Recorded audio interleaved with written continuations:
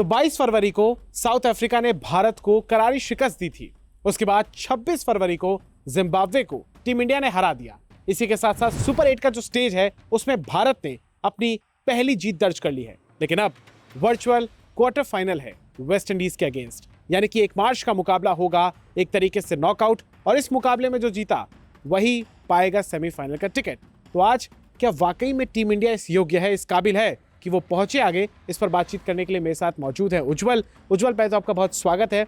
उज्जवल, मेरा सीधा सवाल आपसे है कि हमने जिस तरीके से जिम्बाब्वे को हराया, भले ही भारत ने 256 रन बनाए, लेकिन जिम्बाब्वे ने भी 184 रन बना दिए। यानी कि अगर आप 256 बनाते तो कहीं ना कहीं आप सोचते हैं कि कम से कम 100 रन या 90 रन से आप हराएं, लेकिन भारत सिर्फ 72 रनों से जीता।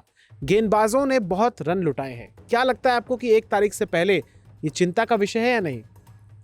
जी हाँ, बिल्कुल। जैसे कल मैच में आपने देखा कि जिम्बाब्वे ने जिस तरह से बल्लेबाजी किया वो काफ़ी तारीफ करने लायक है। और पूरे टूर्नामेंट में उठा के देखेंगे जिम्बाब्वे की तो ऑस्ट्रेलिया को हराया, श्रीलंका को हराया, तो काफ़ी अच्छा, हाँ, बल्लेबाजी बहुत शानदार किया। वो अलग बात है कि श्रीलंका से जैसी भारत आई तो जिम्बाब्वे थोड़ी सी लड़खड़ा गई और टीम भी सामने मजबूत मिली। साउथ अफ्रीका हो या फिर इंडिया हो, वेस्ट इंडीज, 3 उनके ग्रुप में जो टीम थे। लेकिन अब देखने वाली बात है कि भारत की जो बॉलिंग है, भारत की बॉलिंग ये चिंता का सबब थोड़ा बहुत तो सही लेकिन है, क्योंकि जो हमारा छठा बॉलर है वो शिवम दुबे है। और शिवम दुबे का मैं स्टैट्स देख रहा हूँ तो कल के 2 ओवर में 46 रन दिए और बहुत नो बॉल और वाइड उन्होंने किया है। तो ये सोचने वाली बात है। और जो 5वां बॉलर भी है हमारा रेगुलर बॉलर, वो है हार्दिक पांड्या। तो हार्दिक पांड्या अब अच्छे बॉलर है, मतलब एक जो टॉप क्लास ऑलराउंडर की गिनती है उसमें हार्दिक पांड्या फिट बैठते हैं। लेकिन अगर किसी दिन हार्दिक का दिन नहीं रहा तो वो 5वें बॉलर, छठे बॉलर के पास जब हम जाएंगे तो वो शिवम दुबे होंगे। तो शिवम दुबे कितना इंप्रूव करते हैं आने वाले मैचों में, ये देखने वाली बात होगी। अगर शिवम दुबे अच्छा बॉलिंग करेंगे तो हमारे पास एडवांटेज रहेगा कि अगर किसी बॉलर का दिन नहीं है तो हम 1 आध ओवर शिवम दुबे से निकलवा लें तो ये हमारे लिए बेहतर होगा। लेकिन ये आने वाले मैच में बहुत क्रूशियल होने वाला है। बिल्कुल, कहीं ना कहीं अगर आप देखें तो जो 6th बॉलर का ऑप्शन होता है, एक टेम्पलेट के थ्रू इंडिया चल रहा है। और कहीं ना कहीं अगर हम देखें तो हार्दिक पांड्या ने कल मैच के बाद 1 ओवर और डाला उन्होंने। भले ही उन्होंने कल 3 ओवर की गेंदबाजी की, लेकिन उसके बाद मैच के बाद मैन ऑफ द मैच वो बने थे। उसके बाद उन्होंने गेंदबाजी भी की। आपने जो बोला 6 बॉलिंग ऑप्शन का, कहीं ना कहीं अगर हम 8 बल्लेबाजों के साथ उतर रहे हैं तो क्या ये अधूरापन तो नहीं है कि हमारे पास प्रॉपर, क्योंकि विकेट टेकर्स जो हमारे उसमें जसप्रीत बुमराह, अर्शदीप को छोड़ के और कोई दिख नहीं रहा है। क्या स्पिनर्स चल नहीं पा रहे हैं या आपको ये चिंता की बात लगती है? नहीं जी हाँ, जिस तरह से साउथ अफ्रीका वाला मैच आपको याद होगा कि डेविड मिलर और डेविड ब्रेविस ने जिस तरह से पिक किया इनको, वरुण चक्रवर्ती को, जिसके बाद भारत की बॉलिंग पे कई सवाल उठने शुरू हुए हैं। तो वरुण चक्रवर्ती जो हमारे सबसे अहम गेंदबाज हैं, मिस्ट्री बॉलर हैं, पूरी दुनिया में उनको समझना मुश्किल है। और उनके सामने जब साउथ अफ्रीका की टीम आती है और डेविड मिलर, डेविड ब्रेविस हो या फिर स्टब्स हो, ये तीनों ने उन्हें शानदार तरीके से उनकी बॉल को खेला। और ना सिर्फ खेला बल्कि बहुत हमला किया उन पर, बहुत तेज अटैक किया, काउंटर अटैक जिससे हम बोल सकते हैं, 3 विकेट गिरने के बाद।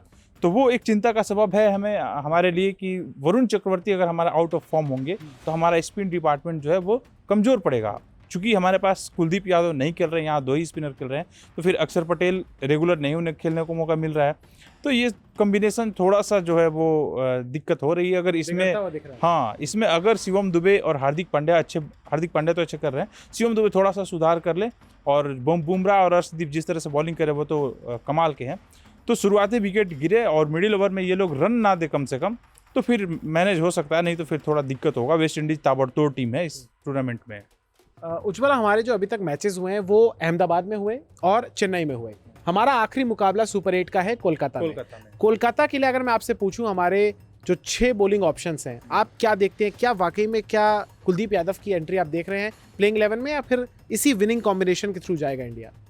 मुझे लग रहा है कि कुलदीप यादव अभी टीम में नहीं आएंगे। जो कल टीम खेली है मुझे वही टीम खेलते हुए दिखाई दे रही है, क्योंकि अब किसको आप चेंज कीजिए? कुलदीप यादव को लाने के लिए या तो अर्शदीप को बाहर बैठाएंगे, जो अर्शदीप और बुमराह हमारे मेन हथियार हैं, और वरुण चक्रवर्ती को इतना जल्दी बाहर आप कर नहीं सकते टीम से। अक्षर पटेल को फिर दोबारा बाहर नहीं करेंगे।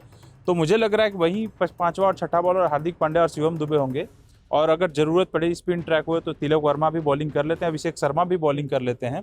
लेकिन मुझे लगता है कि उन तक नौबत नहीं आएगी और यही बॉलिंग, यही टीम, यही बैटिंग और यही बॉलिंग के साथ भारतीय टीम वेस्ट इंडीज़ के सामने उतरेगी और वेस्ट इंडीज के सामने एक अच्छा स्कोर खड़ा करना होगा और बॉलिंग में भी शानदार बॉलिंग करना होगा। जिस तरह से अफ्रीका ने वेस्ट इंडीज को रोका, ज़रूरत है कि हमारे बॉलर भी वेस्ट इंडीज के बैट्समैन के खिलाफ एक अच्छा स्ट्रेटजी बना के उतरे और उन्हें रोकने के लिए वो प्लान को एग्जीक्यूट करे। ग्राउंड पे प्लानिंग तो हो जाता है, ग्राउंड पे एग्जीक्यूट करना बड़ी बात है। और वरुण चक्रवर्ती अगर उनकी मिस्ट्री फिर से वापस आ गई, थोड़ा फॉर्म में आ गए, अगर उनको पिक करना मुश्किल हुआ तो वेस्ट इंडीज़ के बल्लेबाज जो हैं वरुण चक्रवर्ती के सामने नहीं चल पाएंगे। बिल्कुल, और कहीं ना कहीं लेकिन रात का ये मुकाबला होगा तो इसमें ड्यू भी अहम किरदार निभाएगी। बिल्कुल। मेरा एक सवाल और है आपसे, बल्कि मैं एक और दो सवाल आपसे मैं पूछूंगा। पहला सवाल ये है कि चाहे सलमान अली आगा हो, उन्होंने भी अभिषेक शर्मा को आउट किया था, उन्होंने एक चांस लिया था और विकेट ले लिया था।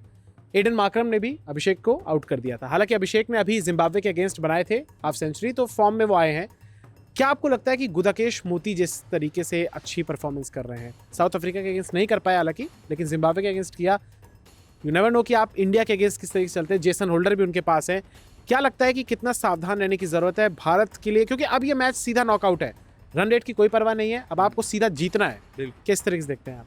हाँ बिल्कुल, देखिए जब बल्लेबाज आउट ऑफ फॉर्म होता है तो कई बार साधारण से साधारण पार्ट टाइमर के बॉल पे आउट हो जाता है। जैसे आप देखोगे कि अभिषेक शर्मा एक मैच में उनके खिलाफ पाकिस्तान में सैम अयूब थे, शायद सैम अयूब भी थे, हाँ उन्होंने आउट किया और यहाँ एडम मार्करम ने आउट कर दिया उन्हें। सलमान अली आगा ने आउट किया, सलमान अली आगा और एडम मार्करम ने आउट कर दिया, जो मेन बॉलर नहीं है एक तरह से देखा जाए तो दोनों टीम में।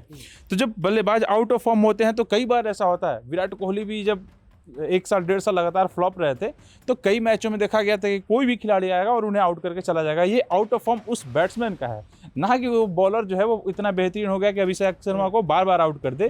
अभिषेक शर्मा के बैट पे जब बॉल आने लगे तो सामने कोई भी गेंदबाज हो, मुझे लग रहा है कि उसको अभिषेक शर्मा अच्छे से धो डालते हैं।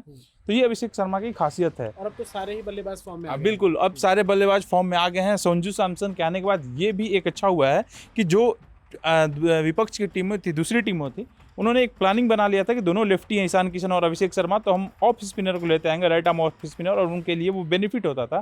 तो संजू सैमसन उन्हें बहुत अच्छे से टैकल करते हैं। तो इसके लिए अभी ओपनिंग कॉम्बिनेशन है वो तगड़ा। अगर 4 ओवर 5 ओवर तक दोनों रहें और एक तेज स्कोर दे दिया, जिस तरह से 50 run 4 over 50 run 60 run 70 run अगर 6 पावर प्ले में बना दिया तो भारत के पास एक एडवांटेज हो जाता है और फिर नीचे बैटिंग सेट है। तो मुझे लगता है कि अभिषेक शर्मा उतना चिंता का सबब नहीं है। तो जाते जाते एक सवाल मैं और पूछना चाहूँगा, क्योंकि देखिए दोनों टीमें एक ही तरीके की हैं, अगर खेला तो चांद तक और नहीं तो शाम तक। कहीं ना कहीं भारत और वेस्टइंडीज़ दोनों उसी टेम्पलेट पर खेलते हैं कि भाई आपको 60 से 70 रन बटोरने पावर प्ले में, और फिर आपका फिर जब बेस बन गया तो आपका एक इमारत बनी जाएगी। जाते जाते मैं आपसे पूछूंगा उज्जवल, प्लेइंग 11 में कोई बदलाव देखते हैं या टीम इंडिया सेम कॉम्बिनेशन के साथ जाएगी? मुझे लगता है कि सेम कॉम्बिनेशन के साथ जाएगी, क्योंकि एक जीत के बाद प्लेइंग 11 में चेंज होना मुश्किल है। मसलन जब तक कोई पिच बहुत बड़ा चेंज ना दिखाई दे, हाँ, या फिर इंजरी ना हो, तो प्लेइंग 11 में चेंज होना मुश्किल है। ये सेम टीम मुझे लग रहा है खेलेगी और भारत को एक अच्छा कॉम्बिनेशन मिल गया है। तिलक वर्मा जो आउट ऑफ फॉर्म थे वो नीचे आके उन्होंने क्या शानदार बल्लेबाजी किया है पिछले मैच में। तो अब मुझे लग रहा है हार्दिक पांड्या भी फॉर्म में ही है। शिवम दुबे को जब मौका मिला है उन्होंने एक्सेलरेट किया है। तो मुझे यही लग रहा है कि 1 2 3 हो गया, फिर 4 पे सूर्या हो गए और 5 पे हार्दिक पांड्या जैसी ज़रूरत हुई। अगर विकेट जल्दी गिरा तो हो सकता है कि किसी मैच में तिलक पहले आ जाएंगे, शिवम दुबे अगर डेथ ओवर में जाए तो शिवम दुबे भी पहले आ सकते हैं।